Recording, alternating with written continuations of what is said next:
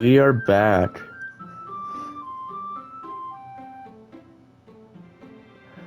Welcome back to Doki Doki Literature Club.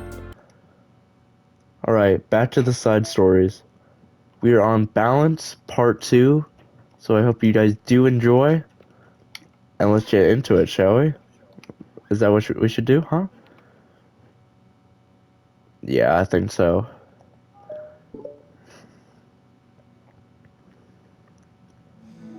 It's lunchtime. Suri, who usually buys her lunch, is making her way to the cafeteria like any other day. The clamor and bustle of the students is drowned by Sari's impeccable still of zoning out. However, her imagination is momentarily interrupted by a glimpse of her familiar pink-haired girl. Hey, that's Nizuki! I never run into any other club member around the school. Nizuki! Sari stands on her tiptoes and waves. Suki, who's busy talking and chatting with her friends, doesn't notice Sari at first. Then she glances over Sari's direction. Sari waves authentically. Following her friends, Nizuki quickly ducks around the corner. Hey!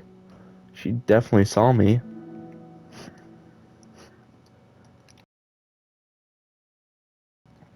Monica is the first to arrive to the club meeting, then Nizuki. Suri, having glances through the window, seeing Nizuki already inside, is unable to work up enough courage to enter. Nizuki's being so distant with me. I was stupid to think she ever wanted to be friends. She only got excited because she got to share her manga.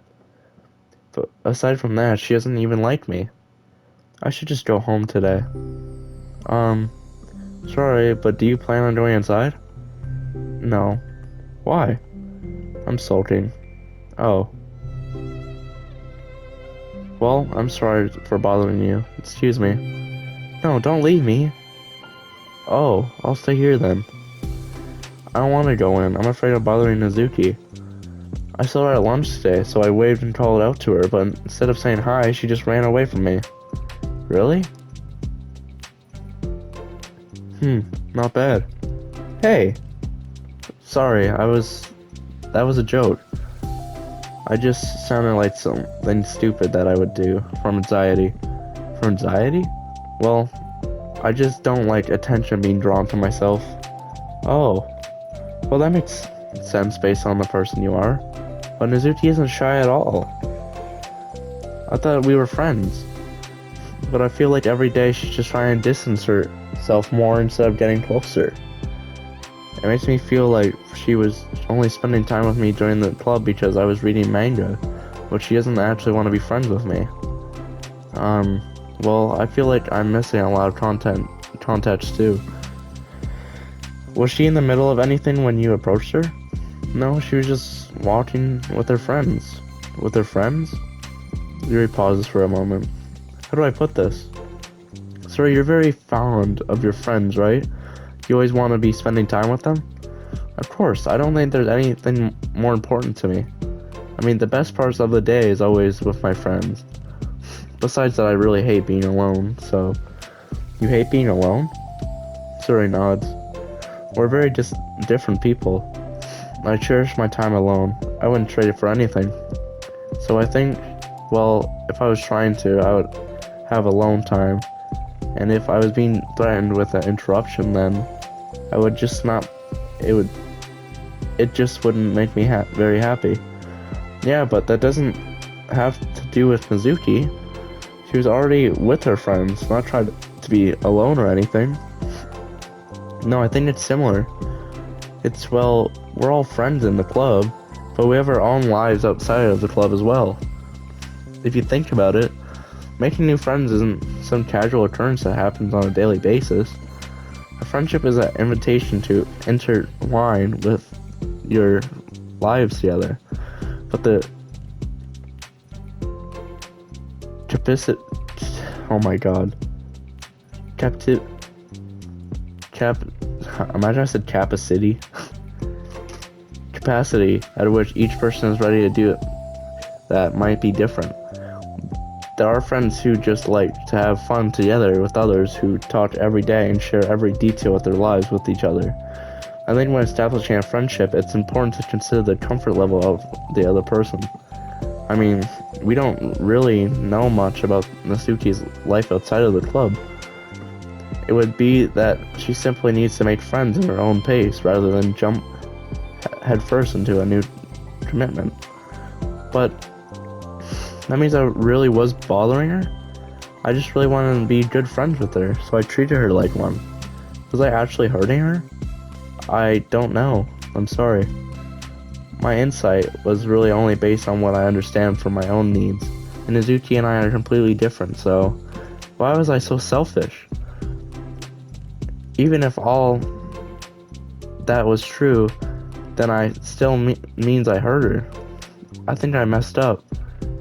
Really, with you, I think you're really careful and understanding. You need your needs when I was becoming friends with you. But I wasn't careful at all, and Mizuki because she already seemed really social. I just took control of everything instead of looking for the right balance. Now I hurt her, and she doesn't even want to talk to me. How could I let myself do this? Sayori? I think that, well, there was one time you told me something about the way I saw things in my head being different from reality. It's easy to automatically jump to the worst case scenario, but I think it's more likely that Natsuki doesn't harbor any ill feelings towards you. So I think if we were to realistically consider the situation and how it would cause someone to feel, I'm bad at this, I'm sorry. You're a lot better than me at this. Oh frick, I'm comfortable with something. Suddenly Sayori gives Yuri a gentle hug. You're the best, Yuri. I'm sorry for burdening you with this. You're trying so hard for me. You're such a sweetheart. It's not a burden. I enjoy listening to others. And my friends deserve happiness. Sayori beams. Well, I think I'm gonna give Nazuki some space. She should do what she wants. If she doesn't want to be friends, then I'll just learn her needs and match her boundaries. Yeah, I'm sure that's what's best. I wish I didn't feel so awful and guilty. It makes me feel desperate, like I need to make it up to her by trying to make her happy. But that's not what she needs. I just have to tell myself that. It hurts, but I guess it means I still need to grow. I really want to grow as a person. If it's to be better of my friends, I want that. That's very mature of you, Sayori. I'm mature. Sayori hops up and down on her toes. So does this mean you'll be going home after all? Sayori shakes her head. I need to be here to show her that I respect her space. I'll just spend the club by myself today. Yuri nods understanding. You can go in first. Okay. You're blocking the door. Oh. Sayori steps aside. By the way, before Yuri enters the club room, Sayori injects. You said that you and Natsuki are completely different, but I don't think that's true. I think you're actually really similar in a lot of ways. Yuri smiles and shakes her head. Sayori, that's absurd. You're very silly sometimes. Yuri turns and enters the club room. After a moment, Sayori follows.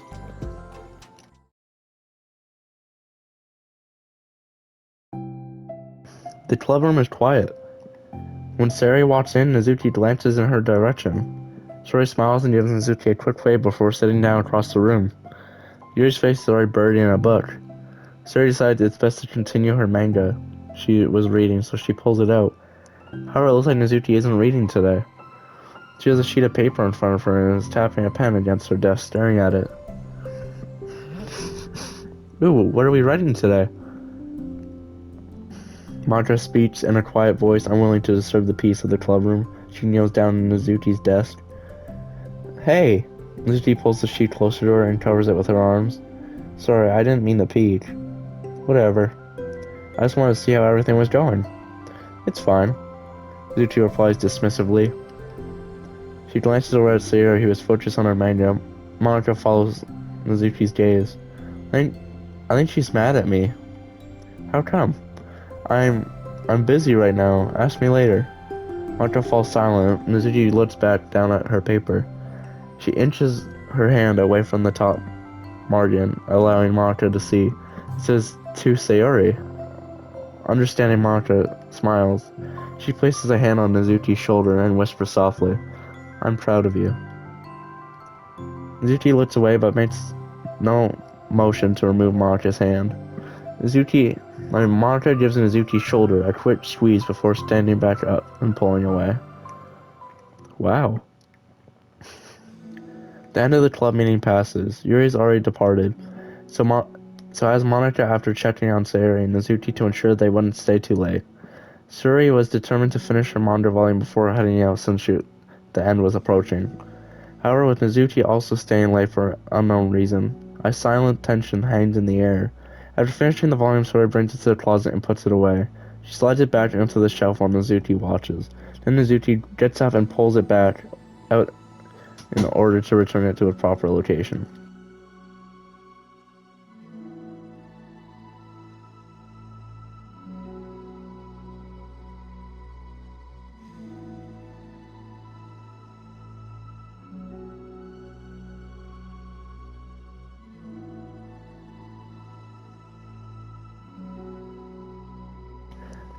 Sorry.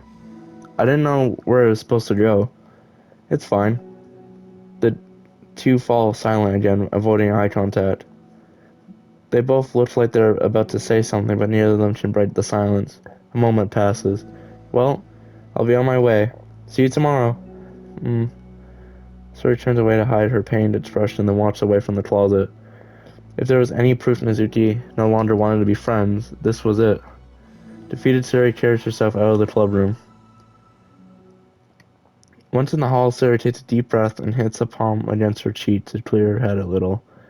Suddenly, Mizuki's stammering voice calls from behind. Mizuki? Startled, Sari turns back around to face Mizuki. Mizuki fidgets and anxiously continues with a shaking voice.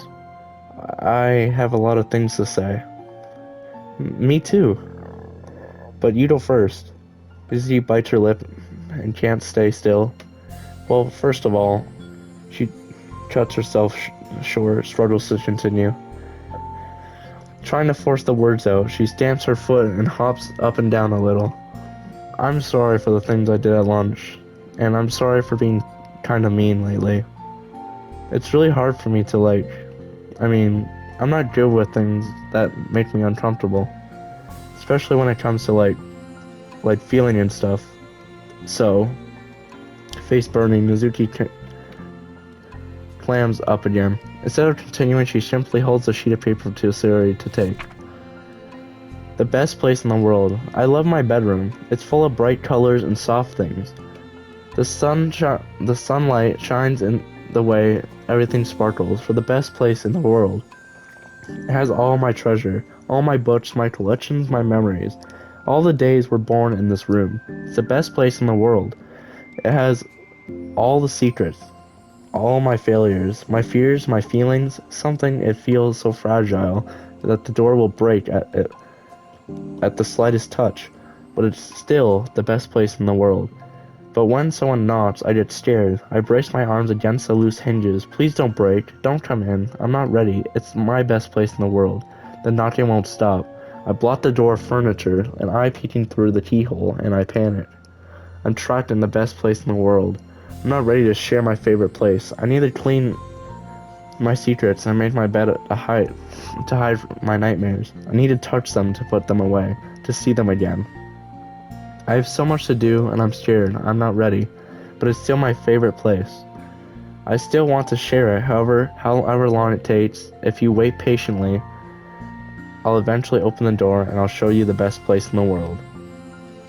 It's a poem, but I thought, well, I sucked it up so that I could work things out with you. So just be happy about it, please? Suri smiles deeply from the bottom of her heart. I'm happier than I could express. I feel so awful, but I'm so happy that you would do this for me. I actually realized before the club meeting today that I made a mistake. I got so caught up with the chance to get closer to you that I forgot to think about what you wanted. And that was probably have different ways we like to make friends. About the friendship stuff, I mean, It's okay. I understand, so you don't want to force yourself to talk about it. Your poem did a good job. So don't force yourself if you're not ready yet, okay? Zuki nods. You don't have to feel like you did anything wrong. It was my fault, and I'm sorry. I wasn't mad at you today or anything like that. I actually felt really guilty and wanted to give you space. I was thinking it's silly just to approach you all the time, and I should just let you approach me when you want to. Just whatever makes you comfortable. I'll respect that from now on. Friendship should always start with those things. With that right balance.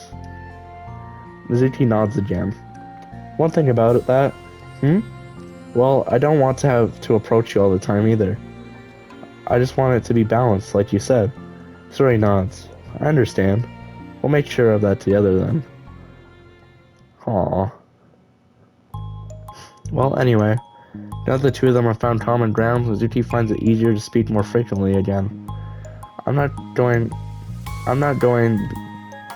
gonna be like sharing my poems all the time now or anything like that.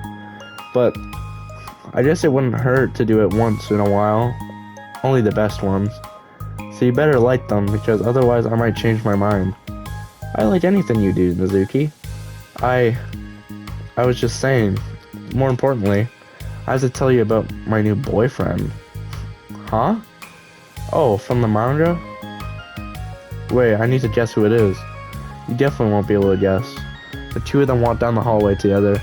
Oh my goodness, we have so much to talk about.